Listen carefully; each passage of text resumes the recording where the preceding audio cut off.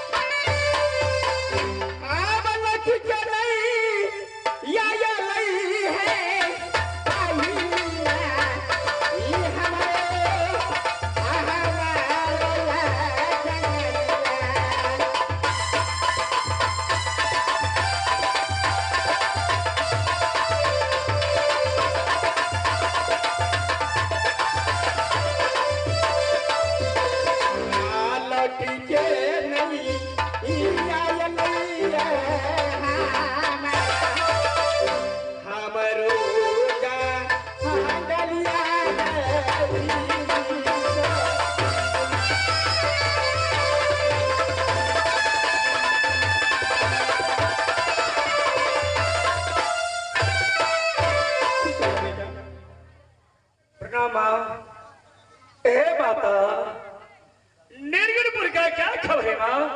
जल्दी सिखा क्या आग लगैया वो घर से जंगली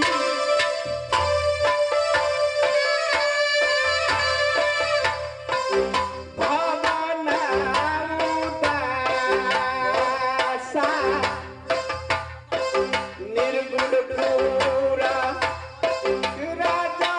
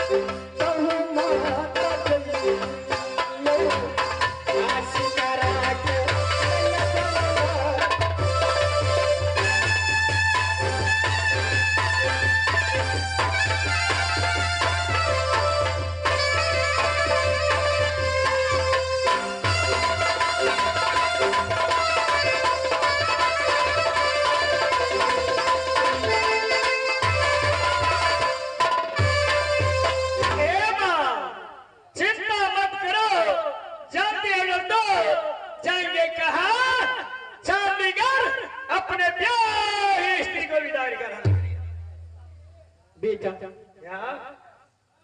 कहला तो सही कहला बेटा। संसार में बेटा पुतौन में रहा ते निर्गुण पुराज में रह के हम की कर बेटा पुतौन में अगर ये निर्गुण पुराज ये महर उदासी उदासी लग रहा है बेटा। लेकिन एक बात कारण बेटा आप कठिन के ये रास्ता रे लागई ना बाबू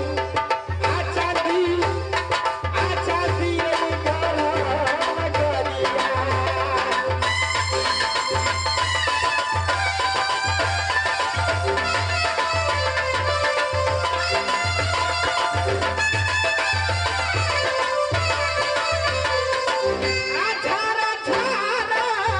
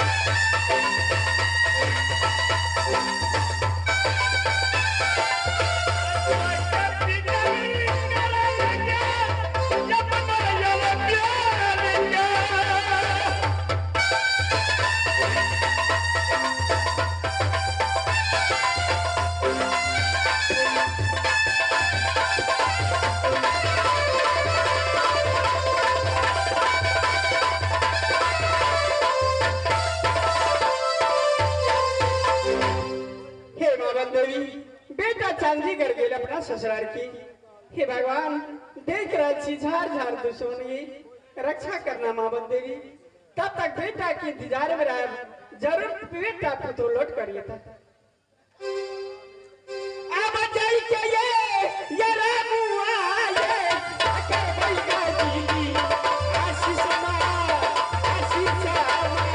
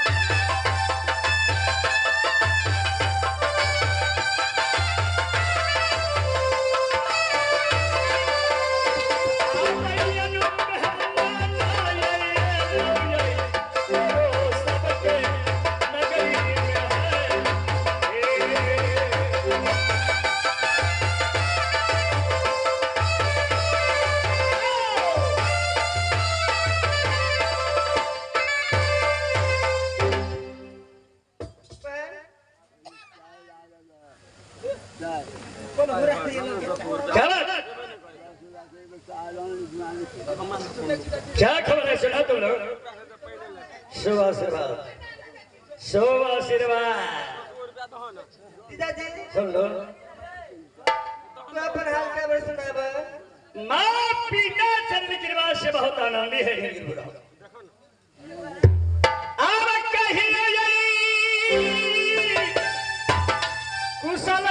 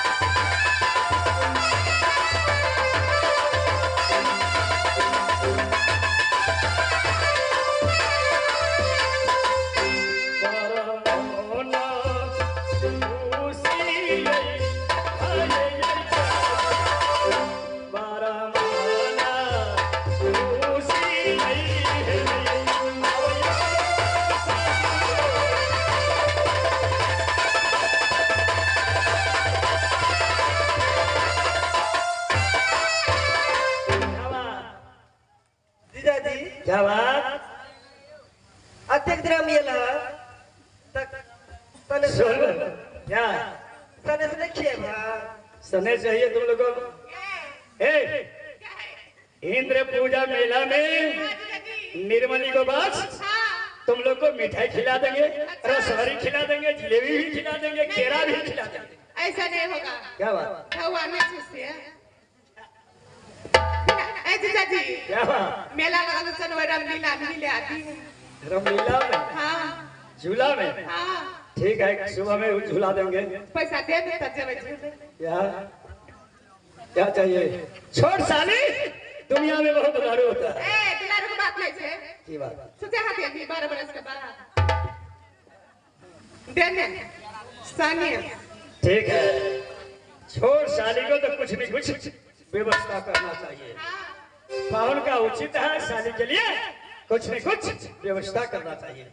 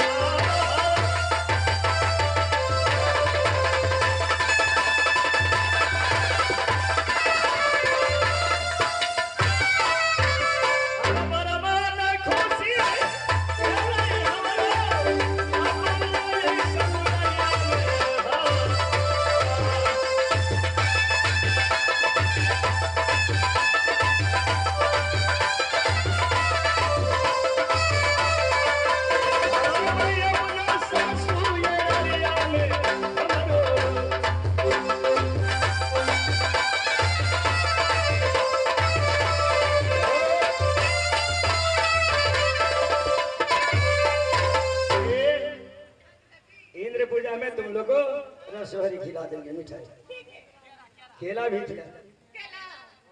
सर्दी लगे नहीं तो सर्दी काम नहीं करना चाहिए। सुन लो, तुमको जटकी भर का है लगता अपना मन भरे से कौन है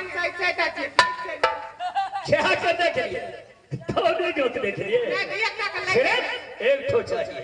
एकटा के ले गेल छी तब ककरा खोजिए छटकी के छठी अपने नहीं देत ओकरा छठियार नहीं भेल छोड़ साली, बहुत दुलारू होता है दुनिया में, सर बहुत दुलारू होता है। मजाक मत करो, तुमको जटकी भर का अभी